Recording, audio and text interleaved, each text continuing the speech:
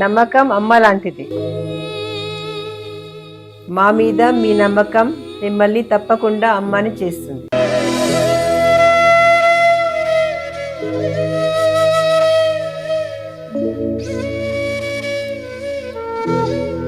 నేడు ఎంతో మంది మా మీద నమ్మకంతో అమ్మాయారు. మీకోసం అమ్మతనం ఎదురు చూస్తుంది. వివరాలకు సంప్రదించండి. Kiran infertility centre, Hyderabad, Bengaluru, Chennai, Delhi. నమస్కారము. శాంతాకారం భుజగశయనం పద్మనాభం సురేశం విశ్వాకారం గగన సదృశం మేఘవర్ణం శుభాంగం లక్ష్మీకాంతం కమలనయనం యోగిహృద్ధ్యానగమ్యం వందే విష్ణుం భవభయహరం సర్వలోకైకనాథం. ఓం నమో నారాయణాయ. ఓం నమః శివాయ. నేను మీ రవికిరణ్ శర్మ వేలూరి, జ్యోతిష్యరత్న అవార్డు గ్రహీత, స్మార్త పురోహిత, వాస్తు జ్యోతిష్య నిపుణ. ఈ రోజున దివి 3వ తేదీ 3వ మాసము 2026వ సంవత్సరము వచ్చినటువంటి సంపూర్ణ చంద్రగ్రహణము గురించి మీకు వివరంగా చెప్పబోతున్నాను.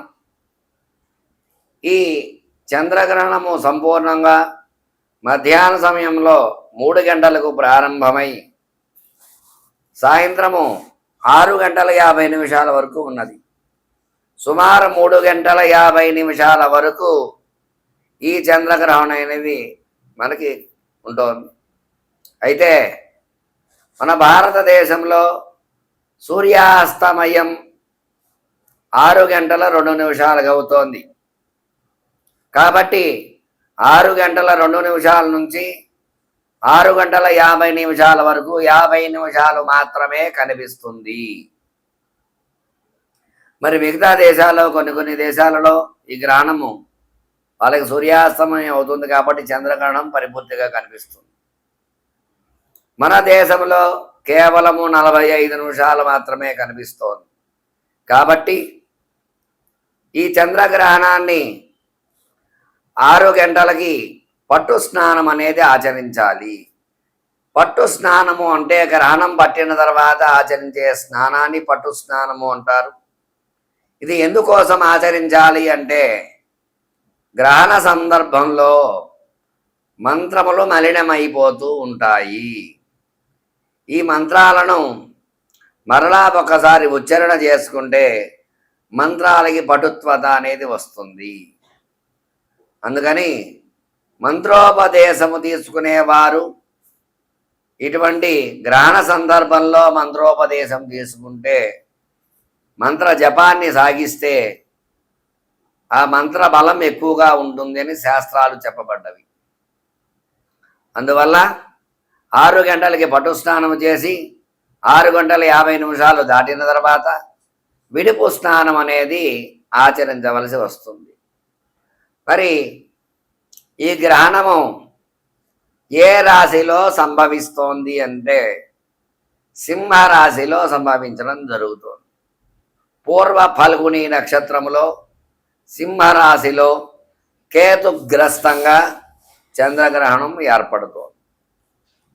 అందువల్ల సింహరాశిలో సంభవించడం వల్ల పూర్వ ఫల్గుని నక్షత్రం వారు, మఖా నక్షత్రం వారు, ఉత్తర మొదటి పాదం వారు, సింహరాశి వారందరికీ కూడా ఈ గ్రహణం ఎఫెక్ట్ అనేది ఖచ్చితంగా కనిపిస్తుంది.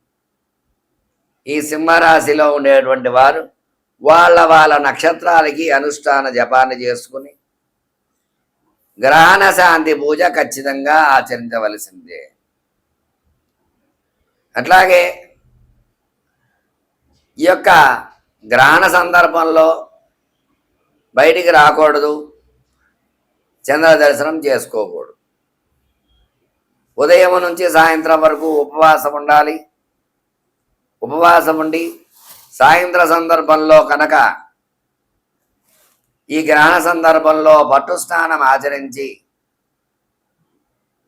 భగవత్ ఆరాధన చేయటం వల్ల ఆ యొక్క గ్రహణం యొక్క ఎఫెక్ట్ అనేది సింహరాశి వారికి పెద్దగా కనిపించదు. మరి సింహరాశిలో సంచారం చేయటం వల్ల కేతుగ్రస్తంగా ఉండటం వల్ల వాళ్ళు ఏమి చేసుకోవాలి అంటే కేతుగ్రహ జపము, చంద్రగ్రహణం కాబట్టి చంద్రగ్రహ జపము, అలాగే పుబ్బా నక్షత్రం వారు ఖచ్చితంగా నక్షత్ర శాంతి పూజ, సింహరాశిలోని నక్షత్రాల వాళ్ళందరూ వాళ్ళ నక్షత్ర జపాలు అవి చేసుకుని జపానంతరము విశేషముగా గ్రహణ సందర్భంలో గ్రహణం అయిన తర్వాత గ్రహణ దానం అనేది ఇవ్వాలి. ఈ గ్రహణం ఎఫెక్ట్ అనేది మరలా 27 నక్షత్రాలు తిరిగి రావడానికి 27 రోజులు పడుతుంది కాబట్టి 27 రోజుల్లోపు గ్రహణ శాంతి జరిపించుకోవాలి. ఆ రోజుకి ఆ రోజే చేసుకోవాలి అని అంటే ఇబ్బంది అవుతుంది కాబట్టి అవకాశం ఉన్నటువంటి వారు ఆ గ్రహణ సందర్భంలో కూడా జపం ఆచరించవచ్చు. అవకాశం లేని వారు ఆ మరునాడైనా సరే 27 రోజుల్లోగా గ్రహణ శాంతి పూజ జరిపించుకోవాలి. మరి గ్రహణ శాంతి పూజ అంటే ఏమిటి, ఏం చేయాలి అంటే చంద్రబింబాన్ని దానంగా ఇవ్వాలి. కేతుగ్రస్తము కాబట్టి సర్పబింబాన్ని దానంగా ఇవ్వాలి. వెండి బింబము, బంగారు సర్పము దానంగా ఇవ్వాలి శాస్త్రమైతే. అది చిన్నదైనా పర్వాలేదు. ఒకవేళ అది శక్తి లేదు అని అంటే 2 వెండివే తీసుకుని ఆ 2 వెండివి కూడా కాంస్య పాత్రలో నెయ్యి వేసి ఆ నెయ్యిలో ఆ 2 బింబాలు పెట్టి కాంస్య పాత్రతో నెయ్యితో దానంగా ఇవ్వాలి. అట్లాగే కేతుగ్రస్తము కాబట్టి ఉలువలు, అలాగే చంద్రగ్రహణం కాబట్టి చంద్రుడికి బియ్యము, నక్షత్రానికి బియ్యము దానంగా ఇవ్వాలి. అలాగే గ్రహణ అనంతరము పాలు పెరుగు కూడా విశేషంగా దానంగా చేయాలి. స్వయం పాకదానము, వస్త్రదానము, విశేష దానాలు చేయడం వల్ల గ్రహణం యొక్క బాధలు ఖచ్చితంగా తొలగి తీరుతాయి. ఈ గ్రహణం వల్ల సంభవించిన తర్వాత ఎటువంటి అనారోగ్య సమస్యలు లేకుండా, ధన సమస్యలు లేకుండా, సంతాన సమస్యలు, ఉద్యోగ సమస్యలు, వివాహ సమస్యలు, ఎలాంటి సమస్యలు లేకుండా ఉంటాయి.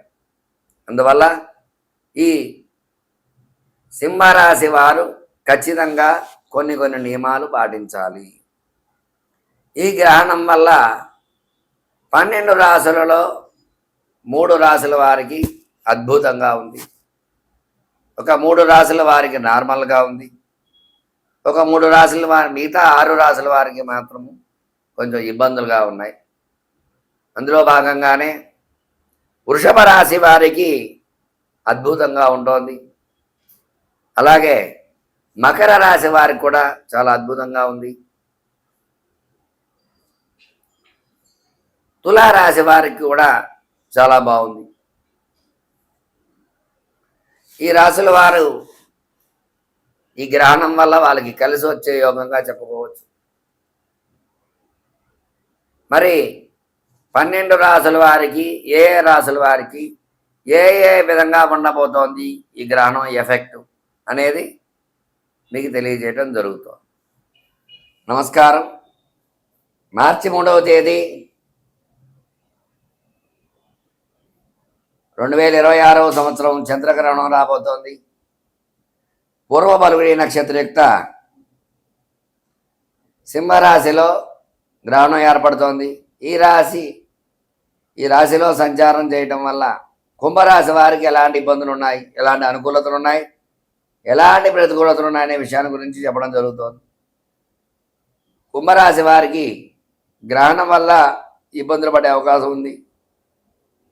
చిన్న కష్టాలు ఏర్పడతాయి. అనుకున్న పనులు నెరవేరకపోవటము, రుణ బాధలు పెరగడము, వ్యాపార సమస్యలు, ఉద్యోగ సమస్యలు, విద్యా సమస్యలు, రియల్ ఎస్టేట్ రంగంలో అభివృద్ధి లేకపోవటము, స్టాక్ మార్కెట్లో స్టాక్స్ పెరగకపోవటము, వ్యవసాయం అభివృద్ధి లేకపోవటము, ఇలా చిన్న చిన్న విషయాలు అన్నింటిలో కూడా ప్రతి విషయంలో ఇబ్బందులు అయితే ఏర్పడుతున్నాయి. వ్యాపార అభివృద్ధి లేకపోవడం వల్ల వ్యాపారస్తులు నష్టపోవాల్సి వస్తుంది. రుణ బాధలు పెరుగుతాయి. ధనవ్యయం అధికంగా ఖర్చు అవుతూ ఉంటుంది. కుంభరాశి వారికి గ్రహణం వల్ల ఇబ్బందులు ఎక్కువగా ఉన్నాయి. వీళ్ళు విశేషముగా శనివారం నాడు శని కరావలంబ స్తోత్రాన్ని పారాయణ చేయడము, అలాగే వెంకటేశ్వర స్వామి వారి గోవిందనామాలు పారాయణ చేయడము, ఈశ్వరుడికి అభిషేకం చేసుకోవడము, ఇట్లాంటివి చేయడం ద్వారా ఈ గ్రహణం నుంచి ఇబ్బందులు తొలగుతాయి. గ్రహణం యొక్క శాంతి చేయించుకొని దానాలు ఇచ్చుకోవడం ద్వారా కుంభరాశి వారికి కొన్ని కష్టాల నుంచి బయటపడి సుఖ సంతోషాలతో ఉండడానికి అవకాశం ఉంటుంది. చెప్పినట్టుగానే గ్రహణ శాంతి చేయించుకోండి. దైవానుగ్రహాన్ని పొందకోరుచున్నాను. మీ రవికిరణ్ శర్మ, వేలూరి, జ్యోతిషరత్న అవార్డు గ్రహీత. నమస్కారం. మార్చి 3వ తేదీ 2026వ సంవత్సరం పూర్వ పలుగుని నక్షత్రయుక్త సింహరాశిలో చంద్రగ్రహణం ఏర్పడుతోంది. మరి ఈ గ్రహణం వల్ల మనకి 4 రాశుల వారికి మధ్యమముగా, 4 రాశుల వారికి హీనముగా, 4 రాశుల వారికి అనుకూలంగా ఉన్నాయి. అందువల్ల మధ్య రాశుల వారు సామాన్య శాంతులు, ముఖ్యమైన రాశుల వారు విశేష శాంతులు, మిగతా రాశుల వారు ఎట్లాంటి శాంతులు చేసుకోవాల్సిన అవసరం లేదు. అందువల్ల ఈ యొక్క గ్రహణం ఇబ్బందులు కలిగేటువంటి రాశులు కర్కాటకము, సింహము, కన్య, వృశ్చికము, ధనస్సు, కుంభము, మీనము.